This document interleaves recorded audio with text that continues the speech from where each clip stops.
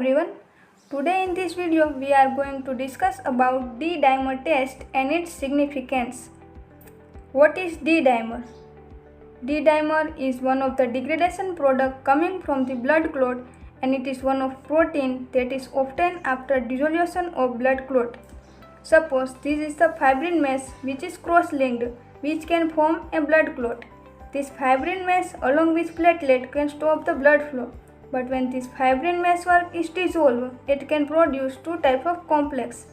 Few of the complex which have different length of fiber, they are called as FDP, fibrin degradation products, and the protein fragment is called as D-dimer. This D-dimer, which is going to form after dissolution of blood clot, is normally cleared. So under normal conditions, we cannot find the significant D-dimer levels. But under abnormal condition, we can observe elevated D-dimer levels. So when we can observe an elevated D-dimer levels, as we have seen earlier, this D-dimer is formed after dissolution of blood clot. So these D-dimer levels are excessively increased in the conditions like excessive clot formation and dissolution. Particularly, this D-dimer test prescribed when few of the symptoms observed in the patient. If any patient suffering from difficulty in breathing, some chest pain, swelling of legs, rapid heart rate, persistent cough, if any of these symptoms are observed and there is a significant risk of formation of abnormal clot, in such condition we can prescribe the D-dimer test. So one of some clinical condition where there is an excessive clot formation dissolution is observed is the deep vein thrombosis, commonly known as DVT. And this DVT can lead to another pathological condition, pulmonary embolism, commonly known as PE, where a small clot fragment blocking the capillaries of alveoli in the lungs, resulting in pulmonary embolism. And even the D-dimer levels is excessively increased in the conditions like the stroke, where there is excessive formation of clot followed by dissolution. In all these conditions, D-dimer levels may be excessive increase. But what is the difference between clot formation in the normal conditions and in the thrombosis? Suppose a blood vessel is going to be damaged. It results in the loss of blood leading to hemorrhage.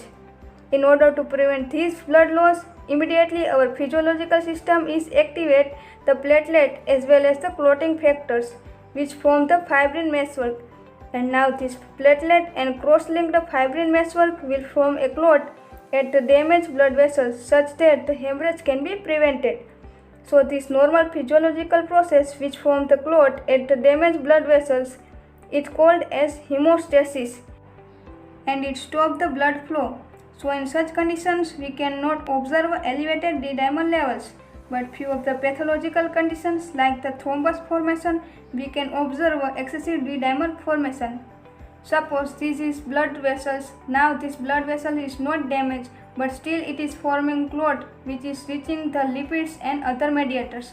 Now this is abnormal clot that is going to form within the intima of blood vessels, but still it can stimulate the platelet and clotting factors such that the clot formation is further enhanced. So this abnormal clot is called as thrombus. Thrombus is an abnormal clot formed even without damage to the blood vessels, and few of the risk factors like the obesity, atherosclerosis can increase the formation of thrombus, and this thrombus can lead to embolism. When a small fragment from this thrombus is going to be block the capillaries, it can block the blood flow at the capillaries. This can lead to block of blood supply to the vital organs like the pulmonary organs or brain, resulting in embolism, and what of the clot is called as embolus.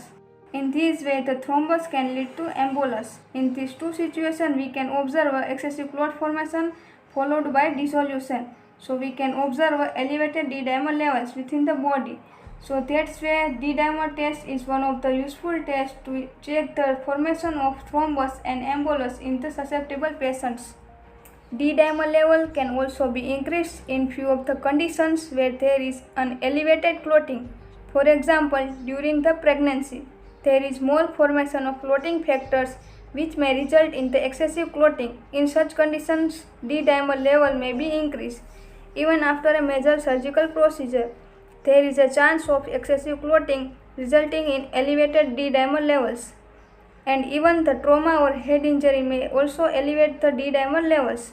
And few of the infections, particularly few of the viral infections, can increase the blood clotting, which may result in the elevated D-dimer levels. And finally, malignancy. Any cancer in the patient can increase the clotting, resulting in the elevated D-dimer levels. And the patient who are in the liver disease can also be affected with the elevated D-dimer levels.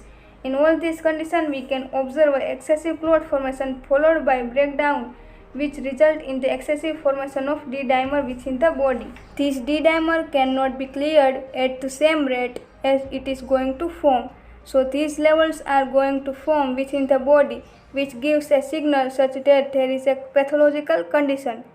Suppose this is the blood vessels where there is a blood clot is formed.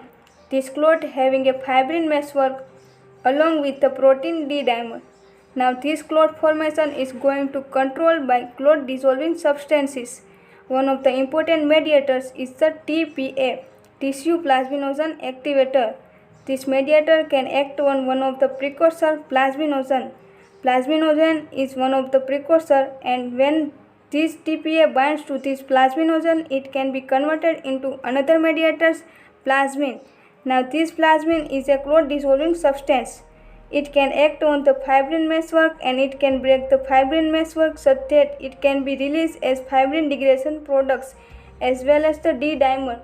Now in this way, as the clot is going to be dissolved, the D-dimer levels going to be excessively increased. That's why D-dimer test is one of the useful tests. If we are getting negative values for this D-dimer test, this can indicate thrombus is not there as well as embolism is not there. So particularly the negative response of D-dimer test is useful such that we can rule out the conditions like the thrombus and embolus formation in the patients. But when this D-dimer test is positive, it may indicate few of the conditions like deep vein thrombosis and pulmonary embolism may be present.